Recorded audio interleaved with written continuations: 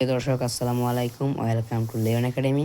আজকে আমরা শিখব গণিতের বিজোড় সংখ্যার মধ্যক নির্ণয় এবং উপাত্ত কত প্রকার ও কী কী।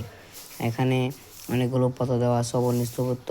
এগুলো ষষ্ঠ শ্রেণীর গণিতের প্রাপ্ত নম্বর। প্রথম সৃজনশীলে ক নম্বরে চাইছে উপাত্ত কত প্রকার ও কী কী, এবং দ্বিতীয়তে বলেছে উপাত্তর মধ্যক বের করো।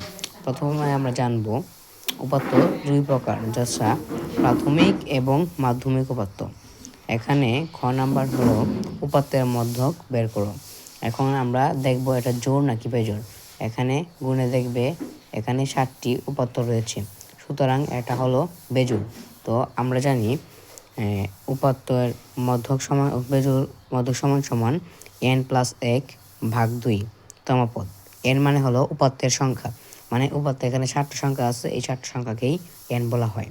এখন এই যে n 7+1/2 = 4। এখন এখানে চতুর্থতম পদ কোনটা আছে দেখো, এই যে 1 2 3 4, মানে এই 15 হলো চতুর্থ পদ। তাহলে আমাদের মধ্যক বের হবে, অর্থাৎ মধ্যক সমান সমান 15। ভিডিওটি ভালো লাগলে একটি লাইক দিয়ে সাবস্ক্রাইব করবেন এবং পাশে থাকবেন। আসসালামু আলাইকুম।